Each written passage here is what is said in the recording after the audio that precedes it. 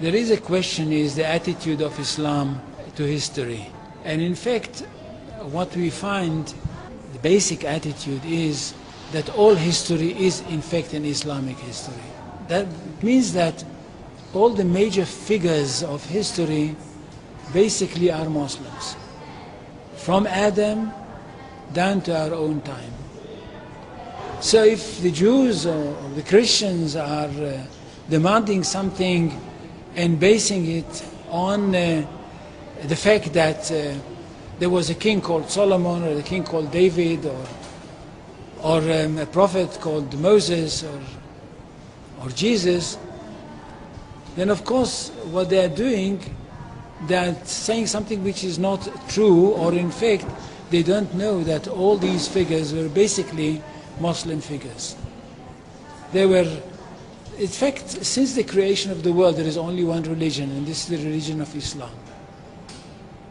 So if anybody says, look, there is a place which is connected with Solomon, and that's the place where the Temple of Solomon stood, a true Muslim would tell you, yes, absolutely right, but don't forget that Solomon was a Muslim. And David was a Muslim, and Abraham was a Muslim, and Isaac was a Muslim, and Jesus was a Muslim. And this is what I mean by the Islamization of history.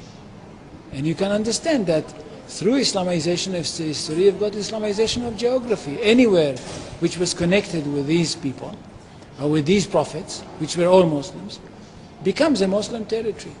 And therefore, when Islam was not in that area before Muhammad came to it, but it should have been there. In that area, I mean in the Middle East or other parts outside the Middle East, which are now Muslim parts. Any place like this had to be freed, not to be conquered, had to be liberated. So Islam appeared in history in the time of Muhammad, or reappeared in history from their point of view, reappeared in history as a liberator.